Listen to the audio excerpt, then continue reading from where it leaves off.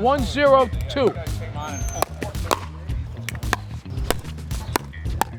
What is pickleball? The sport that has captivated millions with its combination of tennis, badminton, and ping pong can be played one-on-one or two-on-two. It's similar to ping pong, tennis, and badminton because in ping pong we're using a paddle, which is what we use in pickleball. It doesn't have strings on it. It's not a racket like in tennis. We're also using some similar strokes that they use in tennis in pickleball. And finally, for badminton, the badminton court is almost the same size as a pickleball court. But what makes pickleball so appealing out of those three elements is it's probably a little bit easier to learn than tennis and the others, but it's also a very social sport.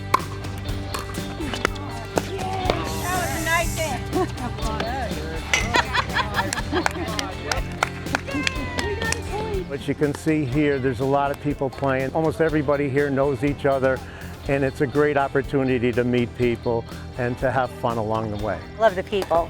We always have a good time out here. Everybody's kind of lighthearted. We laugh at each other. It's just a fun sport. Probably the environment, the people. You can just switch in and out of games, and everybody's just so friendly, and you meet new people. Met maybe 50 or 60 people and lots of laughs and lots of fun. And the only challenge is getting court space. It's pretty busy here in Westbrook. The pickleball craze is alive and well, with it becoming America's fastest growing sport. From August 2021 to August 2022, more than 36.5 million players participated nationwide, according to the Association of Pickleball Professionals. And those numbers just keep growing. Even with the last 3 years of lockdown due to the COVID-19 pandemic, pickleball saw an unexpected boom. It's hugely growing. It's been, for the last 10 years, growing at rapid rates, and I think it's even had a boost from COVID. There's a lot of people that picked up pickleball during that period of time as well. We were out here in the winters and outside playing. It was 30 degrees, even colder at times, and as long as there was no snow or ice or rain on the court, we were playing. And you know, pickleball in itself, if you take a look at the court, you know, you're pretty much socially distant from your partner as well as your opponent. It was one of the things that we could do and still be social distancing. We did have to wear masks for a while, but that was fine. But we were outside here, so it was perfect actually. It kept us in a social grouping without having to worry about it. Now I think in the last couple of years we've seen pickleball a little bit more in TV commercials. We've seen professional athletes investing in pickleball.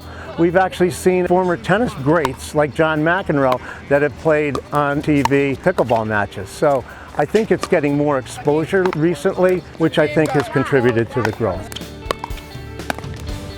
There's so many reasons and so many benefits that come out of pickleball. The first is obviously we're out here on a gorgeous day like today. The sun's shining, we got fresh air, we're getting some exercise. But also pickleball is really a very social sport. So I've met so many wonderful folks throughout the last few years playing pickleball, many of which are still very close friends. It's very good exercise, and what's nice about it is that pretty much anybody can play this game. If you find your group of people that you can play with, it's really a fun sport for everybody. It can be really intense if you want it to be, but it can also just be really fun. It depends on who you play with, what time. If you do it more on a cloudy day, it's more cool, but you can get really intense with it, which I like. The other thing is my wife and I play, but also our 3 young adult children play pickleball. It's a great family sport as well. My grandpa and his partner actually introduced me to pickleball, and ever since then I've fallen in love. Every time I come and play, there's like the nicest people. They teach me how to play, and it's just awesome. I love it here. And we're seeing more and more folks that are younger playing. In some of the schools now they have integrated pickleball into their PE curriculum. So it's not just a sport for senior citizens, but I see it really as a sport for everybody. Yeah, no, I've met a lot of people from pickleball actually, and it doesn't matter what age, everybody can get really good. I've had people that are like 2-3 times my age, they're schooling me, and it's just awesome. And also, it's a relatively easy sport to learn.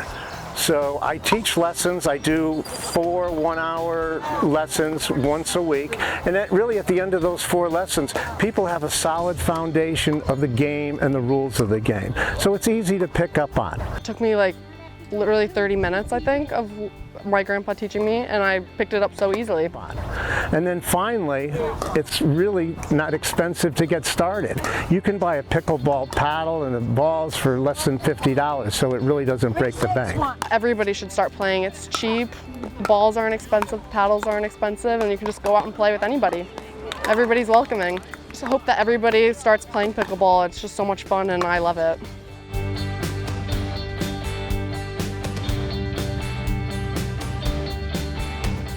These are paddles, and we call them paddles because they have no strings, so they're not rackets.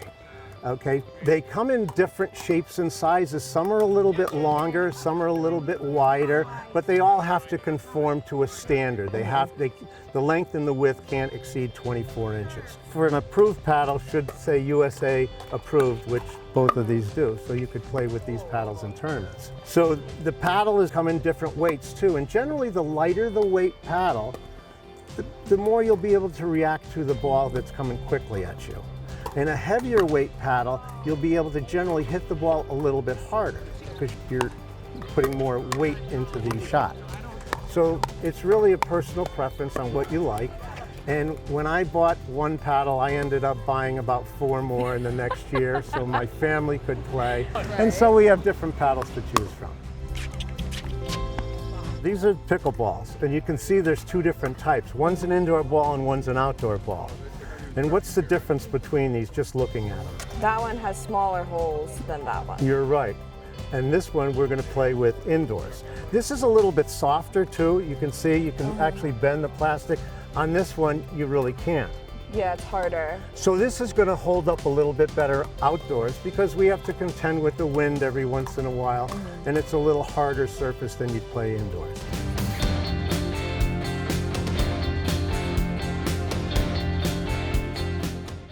The red box, Anne-Marie, is what's called the no volley zone. It's commonly referred in pickleball lingo as the kitchen. And the no volley zone is basically, that's the area where we cannot be in the no volley zone and hit it on a volley, meaning we can't hit it in the air. And if you notice, there's not a lot of distance between the no volley zone or the kitchen line and the net. There's only 7 feet. And there's only 7 feet from the net to the other no volley zone.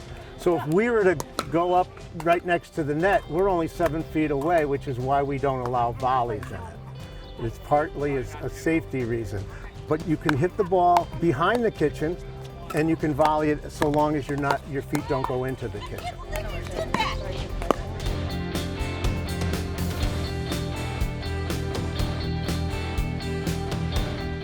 I don't know if you've heard the term dink, but that's a unique shot that's really exclusive to pickleball. Dink is a shot that will perform up at the kitchen line, and we're just going to lift the ball up over the net and back into the kitchen on the other side. But what makes a dink unique is a dink is really a ball, when you hit it correctly, it's unattackable by the other side. And the dink really forms like the strategic part of the game.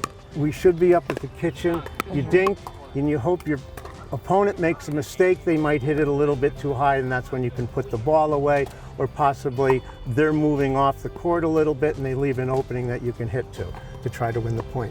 So you have to be patient with your dinks, and you have to try to be accurate with them. I can show you how to do that. I'm going to demonstrate what the dink is, okay? So nice and easy.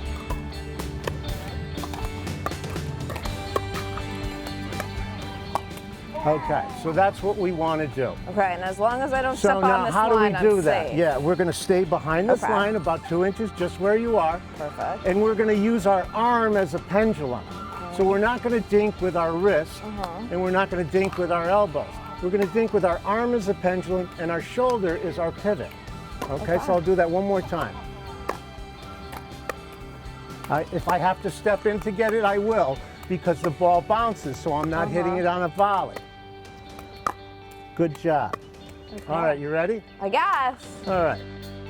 Nice soft hands. Nice. That's it. Now move up to the line. Good job. I got it. All right. Good job. That away. Take it, Emery. Oh, you're picking this up quickly. Take it. Great. Okay. That's a great start. So a couple things about that. Now, remember, if the ball's closest to the net, I can't hit the ball in the air, so I can only hit the ball in the air as far as my paddle will reach with me behind the line. Anything that goes beyond my paddle, I've got to step in and step out. And I'm really not trying to move my feet a lot unless I have to. If Dan hits one to my side, I may have to take a step over. Like there. Whoa, that was too good a shot. Good shot, Ann. Okay, so let's try now. We're going to do dinks to our opponent, but I also want to go cross court. Now I'm going to dink to Chuck cross court. And the reason I like to go cross court is it gives me a wider area to hit to. It also allows me to possibly move Chuck off the court a little bit, create an opening that we can push the ball through. Okay, so we're just going to practice dinks, and we'll mix up dinks to your opponent across from you as well as cross court.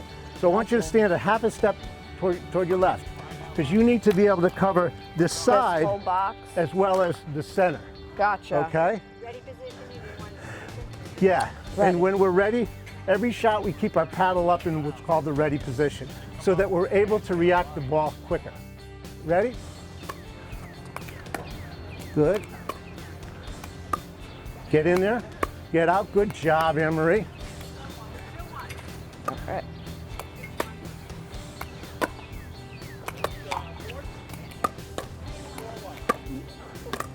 I got it. Great. So that's dinks. And generally when we come to the court, we're just starting off, we'll warm up with this dinking drill that we're doing.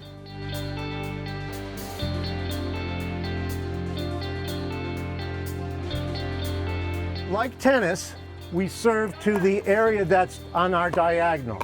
So I have to serve over to Chuck's side, and you would have to serve over to Ann's side. In pickleball, the only team that can score a point is the serving team.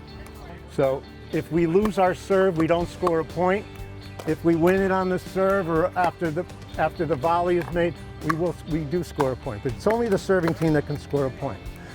So there's two types of serve. One is called the underhand serve, and you have to hit the ball in an upward motion. You also have to contact the ball below your waist. Okay. So unlike tennis, we can't hit the ball up in the air. It's got to be an upward motion. We also have to have our paddle below our wrist. So I can't hit the ball like this because you see how my paddle is up above my wrist? So like it's got to be low. It's got to be in an upward motion. All right? So that's the underhand serve. So we're watching the ball. I also have to be behind the end line, and there's an imaginary line on the sideline and the center line that I have to be within.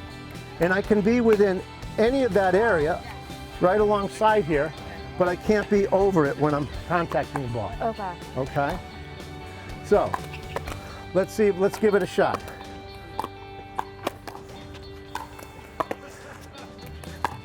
All right, we'll do one more.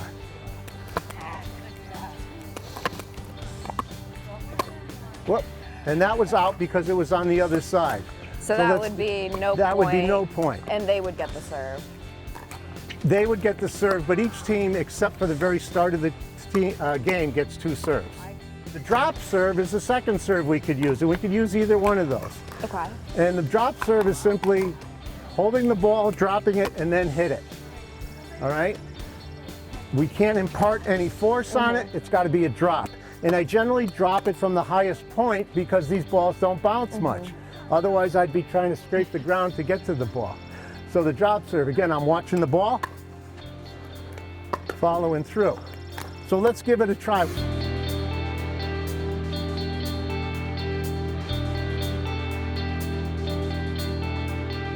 So watch the ball, underhand motion, strong follow through. Okay. It's almost like you're bowling. When you bowl and you follow through, that's what I want to see. Okay. A nice strong follow through. Great job. You're going to be demonstrating this from now on. I'm going to take your job. You are. Well done. Good serve. Those are great. Now let's do a drop The serve, drop? okay? Okay. So you might want to point your body a little bit more Like side. this Yeah, way? like that. Okay. Drop the ball. And a Oh. strong follow through. And you'd be surprised how hard you have to hit the ball to get it over that one there. was a little tougher. Now one of the rules with the serve that we didn't talk about, it's got to be on the opposite side in the service area. You can't land a serve in the kitchen area. That would be a fault. And by the kitchen area, it's the red area as well as the kitchen line on the side and in the front. So you want to try to hit a deep serve to keep your opponents back. Okay. That was great strength. So now we just got to make sure our follow through is in the direction of where we want the ball Is to it go. still when you drop it like this or not like that, right? Yeah, you can hit it like Okay. that too. Yep. So try that again. I Okay, like the other serve better. 'cause Yeah, and that's why we have two of them. I think I'm too short for the drop serve. I don't No, get you're- enough height. You're fine. So that's a little bit about service. So let's say we served the ball, we made a point now, right? Mm-hmm. You started serving, we switch, and now you're serving from serve from the here? left side of the court. Okay. That's a nice serve. Ann's gonna return it. You can return. Now we're gonna move up. I got it. Move up into the position where we're dinking. I Good. got it. Move up a little bit. Yep. Well done. And then we'll see if we can move them a little bit. There we go. Oh, that's a point right Woo! there. Great job. So we won the point. We now switch. You're still Okay. serving. Let's work on the serve and moving up to the line. Good serve. Okay, take it. Now, good try. So get under the ball a little bit. So now we use both of our serves. So the ball goes to the opposite side. Now there's the 2 bounce rule. There's another rule in pickleball where the ball has got to bounce one time on our side, one time on their side before you volley it. So you can't volley a ball. If Chuck's serving to you, you can't run up and volley it. You've got to make sure it bounces. So because you're going to stay back, Okay. and because Chuck's serving, it's got to bounce once on our side, so I can move forward. I don't have to stay back because you're returning it, and you have to have it bounce for you. Both Ann and Chuck have to be back because your return could go to either of them, and it has to bounce. Okay? So you're going to return the ball, try to return it deep, and then move up here with me. Move to the ball. Nice. Now move up. Great return. Oh, Good try, though. too Good much. try. There So we they go. made a I got point. the serve back though. Well, they So get do 2 I- serves. I stand here now, or I go back? No, you're going to be moving up now. Okay. All the way up to the kitchen there, and behind the line. Don't touch it. There we go. Good serve. Take it. Okay, good job. So now you would get the serve because they had their 2 serves, and now we start our 2.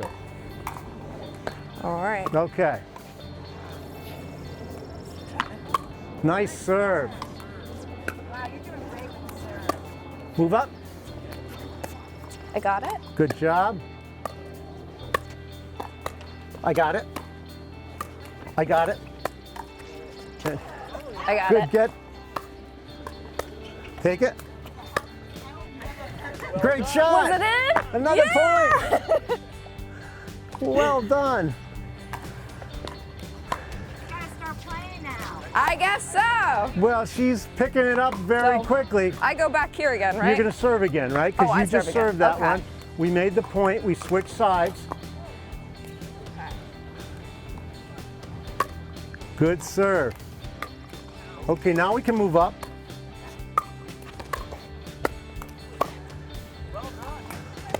Take it. Take it. Take it.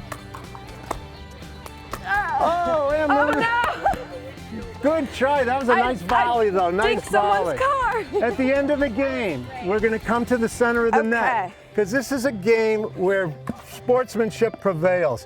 Good game, good game, good game. Thank you. Well done. I got a good teacher. Oh, He is a good teacher. good job.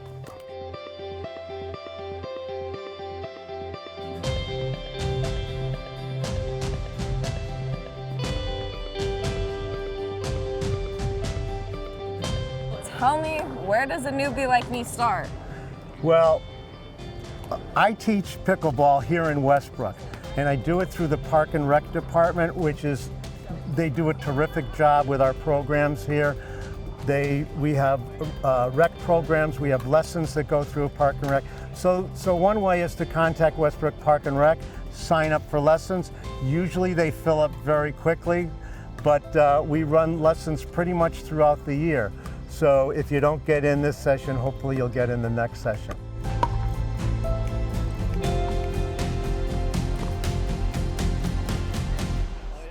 I live in Higganum. Can I still play here if I'm not from this town? You can. We get an awful lot of play here, and I think, that's the good news and the bad news. I love the fact that we've got so many people playing pickleball, but it also makes it tough for people to, come on board because these courts are generally pretty crowded.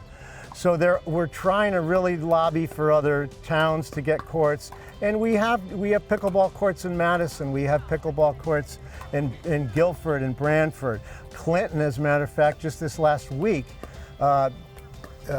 voted. They are acquiring some money for building new pickleball courts. So we hope to see Clinton get new pickleball courts, awesome. which will sort of spread out the play a little bit and give more people the opportunity.